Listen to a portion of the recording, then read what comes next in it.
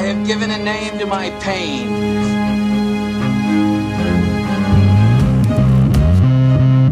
The Batman. Always waiting for some Batman to save you.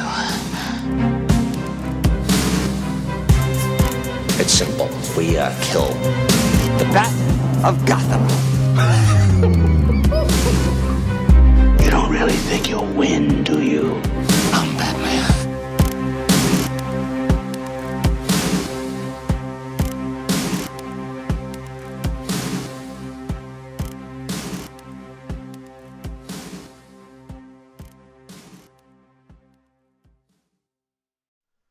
Hey now. Hey now. Welcome to episode number 25 of the Batman on Film vlog. I am your co-host, your host, along with Rick Shew. I'm Jett Ramey, also founder and editor-in-chief of Batman on Film. And we're going to talk mostly Superman today, Rick, right? Weren't you just here anyway? I mean, dude, now we're split-screened again. What's the deal with that? Yeah, I finally have been in that room, and it takes on a whole new meaning now. I know where that door leads. The last time we recorded, we were like right here. And yeah. There was no split screen. What? Yeah, you put a teaser up yesterday, so we did I sat down, we did a one-on-one interview for the Batman on Film 20th anniversary video that we're producing. It was a good talk. I'm looking forward to people hearing it. Yeah, I just put up the teaser. How'd you like a little teaser? It's fun. It was good. You made me nervous. I was like, damn it, I hope you didn't put any footage up. No.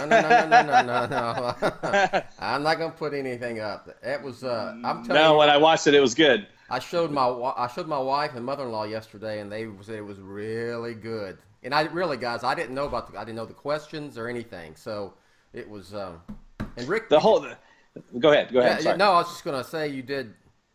That kind of stuff that's in your wheelhouse, man. Interviewing folks.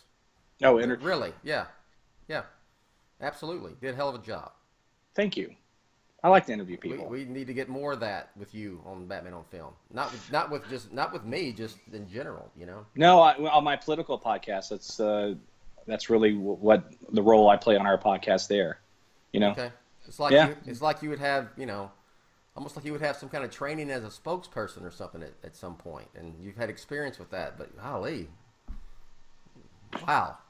All that acting training that didn't result in a career for me. Yeah, I'm glad. That's that not I what can, I'm saying. No. I'm saying I'm serious. I'm glad I can utilize a skill that isn't, You can be a musician and you can at least go book a gig at a restaurant, a sandwich shop even, and play the guitar and get paid. Yeah. As a performer, as an actor, you're not, hey, I'm going to come in here and do some monologues. Well, while everybody's having lunch. No, doesn't quite work. I'm very sure that at some point in the past, in the Midwest, that you convinced a lot of people to go to Taco John's.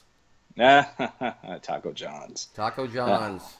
Yeah. For you Minnesota, Midwest people, you know what I'm talking about. I never heard of Taco John's till I married my wife and went to Minnesota. Anyway, let's talk.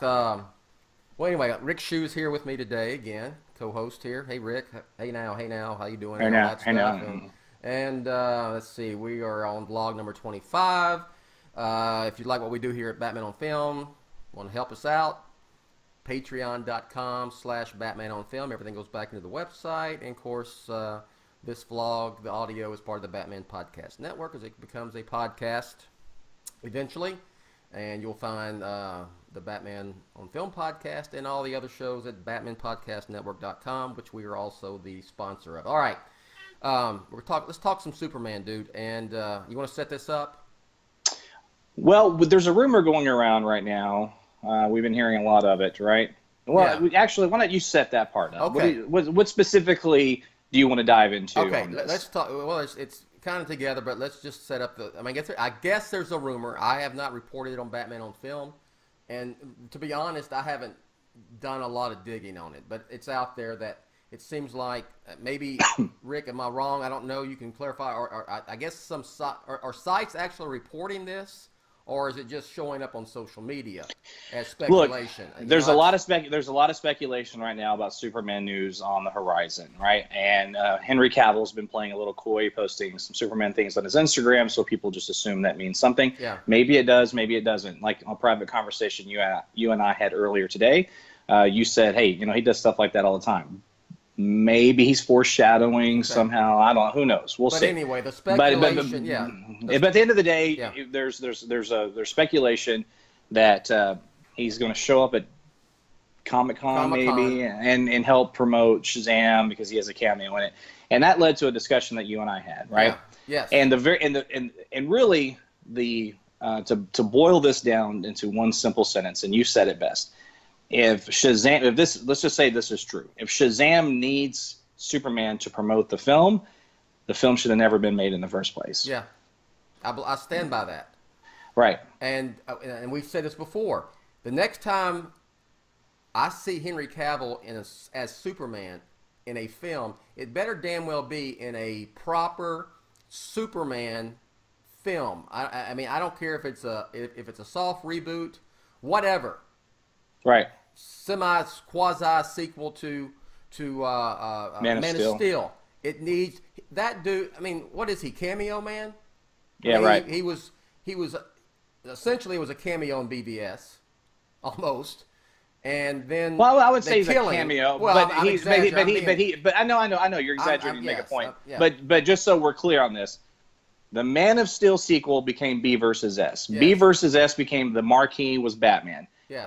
Batman's even the first Batman v Superman. That was intentional. Yeah. In addition, because of the marketing aspect of it, Batman first. In addition to that, the guy had what was the actual number? It ended up being like 28 something. It was you used to spit it out. a lot of he had very little lines when you think about a marquee character like that. Yeah, in the director's cut, that was a little better, but still at the end of the day. And then they kill him off, and then we know what with Justice League. Yeah. And so, where does that leave Henry Cavill Superman? Well, at the end of the day, if you want to really break it down, he's been in 3 films, all of which have underperformed expectations, and even his Superman is kind of tied to this. Do I say toxic? It's not toxic, but it's certainly kind of an underwhelming universe to the mainstream audiences. That's no disrespect for people that, oh man, I love these films, and that's great. Right, and talking about just from a business standpoint. I mean, I can come up with several different. So even his Superman, you know what his Superman needs, because he's a perfect actor to play him. You and I both love Man of Steel. We think that critics were too hard on it. It should have done better at the box office. I'm a huge fan of Man of Steel, and I'll defend that movie. Yes, for sure. And Henry Cavill did a great job in both B versus S and Justice League with what he had to work with. And what he had to work with in Justice League was even worse when he had to work with a B versus S. And he still manages to pull off he's standing there with a CGI frickin' face, and he's still Superman. And that had to be so awkward for him to be standing on that set with his Tom Cruise it's a Mission Impossible mustache. Tom Cruise mandated mustache. That's the word I was looking for. Tom Cruise mandated. Thank you. But you know what? Look, hasn't that guy been shortchanged? I mean, 100%. He is of anybody that's been involved in these films, any of the characters, any of the actors. That dude has got the short end of the stick. If you think that we're, pardon my French here, you think we're shitting on him, you've got this backwards. If you're a fan of him and his Superman, and you think we're being inappropriate or disrespectful, you've got it wrong. To the contrary, we're saying he deserves better. Henry Cavill, Superman certainly deserves better, but this specific Superman deserves better. So if that's true, that'll be lame, okay? If he shows up at Comic-Con, if they use him to promote a film that, by the way, if he's in it and it's a glorified cameo anyway, why are you there promoting it? Let people be surprised by that. Yeah. Let that unfold in front of their very eyes. They don't expect it. Absolutely. We've gone all this time now, over a year of filming and whatnot, and nothing's leaked. There's been no concrete evidence. And let's also be clear. This is all very speculative, right? Yes. We don't know exactly what's going to happen. Sites are being ambiguous. We kind of have an idea of what some people are wanting to report or whatever. And when I say that, I'm talking about there are dozens of sites that are just kind of picking up on this stuff. And people in general, about what's going to come up with Henry Cavill Superman next. He's posting this stuff on Instagram. He's going to be in Shazam, whatever. Is he going to be in, I don't know, Matt Reeves' Batman? He needs to be in a damn sequel to Man of Steel, and he needs to be a Superman film, and Superman the hell out of it, and Superman it, and let him just be the awesome Superman that he is. Don't reduce him to second fiddle. Don't reduce him to cameos. Don't put a CGI lip on that man's pretty face. That dude's prettier than most women, man. All right, don't do that to him. I've joked. My wife and I always have if we could the one person we could do a weekend getaway with. Hers would be Henry Cavill, mine would be Gal. So that's our anyway. Well, at least they're superheroes. Okay, so, that's right. Yeah. But okay, that's our one get out of jail free card. Let's say that Henry Cavill, he's going to Comic-Con next month, and he is going to do something regarding Superman. Okay, it better not be for Shazam. It needs to be for Superman. He can come there. Okay, and this goes against. Please don't start announcing films that aren't going to happen. Okay, so if he's there, it better not be for Shazam. It should be for Superman. And if it's for Superman, then they damn well better make a sequel to Man of Steel. I'd have no problem with that if that's indeed what it is. I'm here. Hey, I'm Henry Cavill. Guess what's coming? Man of Steel 2 or whatever. Or just, you know what? Call it Superman. Call it whatever. Call it Superman. And really what they should focus on is Shazam, Aquaman, which, by the way, I read the Entertainment Weekly article on that film yesterday. Yeah. I'm stoked. I'm stoked for Aquaman, dude. Right. Yeah. Anyway, Aquaman and even a little bit of Wonder Woman 2 that we're all very excited for as well. That's that's 3 films to focus on. Get them right. That's it. If Superman, Man of Steel 2, Superman the sequel, whatever you want to call it, is actually truly cast, people are hired, contracts are signed, it's in pre-production, cool, then announce it. That means it's official. Principal photography starts in T-minus 90 days, whatever. Yeah. Anything short of that, don't do it. Leave it out. That includes anything with Matt Reeves' Batman, and I'm coming out of my skin on that, but don't even announce anything on that until it's just officially official. Yeah. It's shitty to the fans, Bill. Well, people get worked up, man. They get all excited about these films that are just never going to happen. And I think it's wrong. I think it's wrong. I've been bitching about that and complaining about that for, 2 or 3 years now they've been doing this? Yeah. You know, you don't need to be announcing all these films. Whether it be at Comic-Con or you've announced, wherever you would do it, through the trades or Comic-Con or wherever. That's, how many of these aren't going to happen? A bunch of them. You trot out directors. Ben Affleck, the gentleman who was going to do Flash, Rick Famuyiwa, I believe is how. If I butchered your last name, sir, I apologize. No longer with the Flash. All you have is James Wan and Patty Jenkins left out of that group. And I'm even saying maybe, just maybe a little bit of Wonder Woman 84. It just started filming. You have next year to promote that film. Aquaman and frickin' Shazam. Period.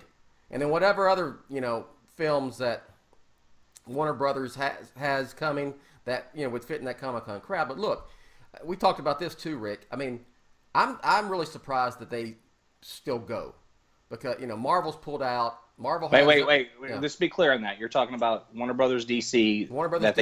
That they still go to comic. Yes, and I know a lot of people think, well, we gotta win these people back, win the fans back, and spread some goodwill. Here's my thing on that. Everyone in Hall H who will be watching that Warner Brothers DC on film presentation this July will be in the theater no matter what, even if the Warner Brothers didn't show up. Even all the people who bitch and complain about DC and Warner Brothers movies and the direction, and the same thing with Star Wars. It's the same, the same thing. They're going to be there. I had a discussion on Facebook, and I'm just, about Solo. Okay, Solo, is it a bomb, Rick? I mean, are you saying, Colin, or it's just a major disappointment? Well, it just barely crossed 200 million in North America. Okay. It's a bomb. Okay, did Star Wars fans go out for that film? Did they turn out in general? Even the ones who, tear and rave action figures apart. Funny thing is I don't know if that guy did, and I hope he has a girlfriend by now, but or he's in jail. But anyway, Google that if you don't know what we're talking about. But I think that probably hardcore Star Wars fans showed up. Oddly enough, they're probably the ones that actually did, the ones that were bitching the most about The Last Jedi. And that's what I'm saying. They're the ones that probably actually showed up for the movie. Yes. It's the mainstream audience that just didn't care for it. Right. Yes. And how much trickle-down effect is there from Comic-Con to the mainstream when it comes to promotion of these films? Very little. Very little. Okay? Very little. And it's not to take away from those fans. They're necessary. Yeah. And they go see those movies a million times. They buy all the comics. They need to be appreciated, for sure. But what we're saying is that this notion that promoting to them is like the most important thing, it's not, because we're small, and we're in this category. We are a small percentage of people that go see these movies. Tiny. Yeah. Right? That's just the fact of the matter. It just is. It's math. Yeah. You can get 2,000 people, or hell, you can get 20,000 people. You can get 100,000 people that will maybe have a similar point of view about a movie, whether it's The Last Jedi or Batman versus Superman or whatever, or Ghostbusters. And they can be really loud, and if they collectively start hashtagging and trolling and everything, it looks like their voice is louder than it really is. But at the end of the day, they are a small fraction of people that go see these movies. And it's not just about people that complain. It's just fandom itself is just not as significant. That's the word I was going to use. They are, but they're not. Well, yeah, I think they're important. They're important. But very important. And you're talking about the audience, the overall audience who will go see those films, the fan base, the DC fan base, the Star Wars fan base, the Star Trek fan base, whatever, is small overall. I would argue, Rick. I would say Star Wars is such a. It's been with us for a long time, and it's a lot of people will say, "Well, I'm a Star Wars fan," but we're talking about still hardcore fans. All of them are still a very, very small percentage. Go to any theater other than maybe like opening night. Okay, that could be an exception. That's when we're talking. Yeah, those Thursday 6 p.m. Yeah, sure. That's us. That's our people. Yeah. That's cosplay. That's T-shirts. That's us talking. As we're waiting in line, and that's all we can discuss. Go on second weekend on a Friday night to any of these movies, and you could look at a sold-out show in any theater anywhere in America. And what is an average theater seat now? I don't. Let's just say 200 for simple math. Okay. There's 200 people in there. Maybe 5 or 10 are going to be us. Yeah. By then. Yes. Right? Really, at the end of the day. And obviously, this is all numbers I'm pulling out of my ass. I'm just trying to make a point here. It's small. So let's sum this up here. Our point is, number one, we don't think that Warner Brothers should be announcing DC films and all this stuff, and they've said through the trades, they've said that they were going to stop doing that. So I hold them to that. I'm going to hold them at their word. If that's the case, we're not going to do that anymore. We're not going to announce a film until until that son of a bitch is about to go in front of the camera. Ready to roll. Okay. Contracts are very signed. Good. Yes. Okay. Yes. And to clarify this Comic-Con thing, we're not saying don't cater to the fans there. What we're saying is that don't let this be the end-all be-all of how you're marketing these films. There's a universe of people out there that you need to please to make these films successful. And let's just do this right. Yes. Let's get it right. And in regards to Superman, we're saying we are defending and propping up Henry Cavill as Superman and saying this dude deserves a Superman film, and by gosh, the next time we see him, it should be in a frickin' Superman film that's they Superman the hell out of it, as we said, not some cameo in Shazam. Shazam needs to be its own damn thing. It's a whole nother topic, but it needs to be its own PG-rated, goofy, fun thing. Absolutely. Trot out Mr. Mind, Talkie Tawny, and all that crazy Shazam stuff. Captain Marvel stuff. Do all that. You don't need I want to walk out of Shazam and feel like I felt after walking out of Incredibles 2. Yeah. Well, that's what. That was you. You want to give a 30-second review or less than 30-second review? It's flawless. The end. Okay, there you go. My 6-year-old said, "Daddy, can we come see this again?" I'm like, "Yeah." I was just about to ask 100%. What's your kid? Were your girls mesmerized the whole time? They've seen half the first one, and we've read the book. Right now, I'm actually going to the store later today. I'm buying the first one so we can watch. Oh, yeah, they love it. Okay, very good. Hey, you want to hear a quick fun story about Hadley, my 6-year-old? So this morning I'm playing music on Alexa in the morning over breakfast. I've been doing that because the news has been really bad lately, and I don't want them hearing some of the stuff. So I just been putting on music. I said, "Baby, I want you to hear my favorite Michael Jackson song. It's called Man in the Mirror." And I play it, and she's like, "Daddy, this song's on Lego Batman." It is. Yes, it is. And I went, it is. I didn't even think about that. And I was like, "I love you. I'm raising you so well." Yeah, you are. Absolutely. She's like, "Daddy, this song's in Lego Batman." Speaking of playing music on Alexa, well, we made a run of it Saturday night, didn't we? Oh my gosh. You were up till 2 Who did we a.m. listen? Okay, Pantera. We discussed Pantera. And, well, we talked about hip hop. We're talking about NWA. We're talking about Dr. Dre, Eminem. But then we went into everything from Michael Jackson to obviously Elvis to Johnny Cash to Motley Crue to Van Halen to Metallica to Pantera. AC/DC. And R.I.P. Vinnie Paul, bro. Yeah. He's a Dallas legend. Yeah. He's a legend in the hard rock heavy metal world too. That sucks. We brought this up, okay, and you can. But anyway, it was fun. In the comments, I want you to post, okay. We brought this up Saturday night. Greatest hard rock song ever. Greatest hard rock song ever. Greatest rock song ever. I think right out of my mouth I said Back in Black, AC/DC. And then you challenged me and you started throwing out some others. I said, yeah, that's good too. Yeah, they're hard. Too.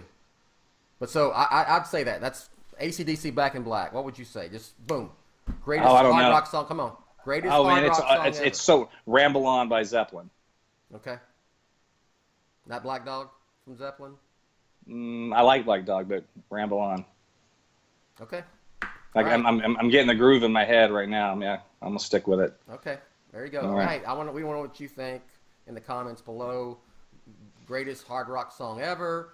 Your thoughts about our take on our take. Cavill. Hey, and listen, fire off if you guys agree with us that Henry's so good and his Superman is so good that he doesn't deserve this BS. If this is true, F all that. Put him in a sequel, and that's where he belongs. And then later, after he's established himself like he should, if they want to cross whatever, that's a whole different conversation. But for now, right now, let's do that before he gets smaller and smaller and smaller. It's ridiculous. Hope that dude kicks ass, and you know what? There's part of me that would go, I really want him to just bust out in Mission Impossible, whatever number this is, Mission Impossible sequels, and really become I don't want to disrespect him and say not calling him an A-list, but he's not an A-list actor right at this point, you know. No, not yet. He should be. He's a damn fine actor. I want a Chris Nolan, Henry Cavill Bond. You stole my damn thunder there. I was going to say. Oh, sorry. I was almost pointing him and going, you know what? F you, Warner Brothers and DC. I'm going to go be Bond after Craig's done. Yeah. And you know who's going to direct it? Chris Nolan. Yeah. Mic drop. Yeah. Who produced Man of Steel, which was awesome. And then, did the Dark Knight trilogy. All right. Let's plug. Go ahead. Just follow me on Twitter, ShewRick, ShewRick, and be looking for a lot of cool Batman on Film 20th anniversary things coming your way. And look, I'm going to plug for you that Batman Without God's op-ed. Rick, find that on Batman on Film and retweet that today, if you will, please, sir. Okay. I always like stirring up that debate. Yes. How do you feel about Spider-Man in space? Okay. I mean, here's the deal. Look, I like Avengers: Infinity War. Okay. And I know it's true to there's aspects of the comics that we can point to and say, see, I get all that. I want Spider-Man as my neighborhood friendly Spider-Man. I want him in New York. I don't want him kicking ass and taking names. I don't want him spending 67% of his movie in space. Infinity War was really good. I am not feeling the love that it's getting from people. That kind of blows my mind, to be honest with you, but that's just me. But I love. It's not the greatest comic book movie of all time ever. Period. Infinity. Not in my view. Okay. I like the Incredible Hulk better. I like the first Iron Man better. I like Spider-Man: Homecoming better. Yeah. You know. Yeah. I can go down the list of a lot of films that I like better that are in the Marvel universe. Hey, you and I get to see Ant-Man tomorrow. Yes. I can't wait for that. Yeah. Ant-Man, the first one was fantastic. I'm looking forward to the 2 o'clock for you. Yeah. 2 o'clock for me. Brian Chatlin's going to go with me on this. Ant-Man. You're gonna do a video. We will afterwards. Okay. Yeah, for sure. Okay, so read Rick's Batman Without Gods, which we got to get a little bit of Batman in here. And how was the tortilla soup, chicken tortilla soup at Loopy Tortilla? It was good. Free plug for Loopy Tortilla. It was fantastic. Second best I've ever had. Chewy's still has a better tortilla soup, but I mean, it's like it's close. And Jameson is good whiskey, right?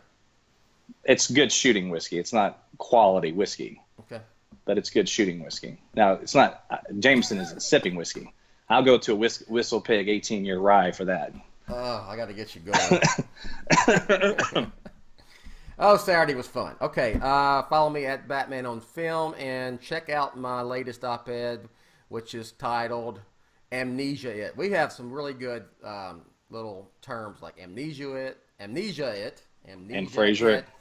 It, yes. Okay? If you don't know what we're talking about, you'll find out at Batman on Film. All right. For Rick, I am Bill, and Batman on Film, which is now 20 years old. We wore cool T-shirts Saturday while we filmed our interview. Batman on Film 20, Batman on Film, Authoritative, Definitive, Rick. And the Dad Gum Original. We'll catch you next time, folks. Bye. Thanks.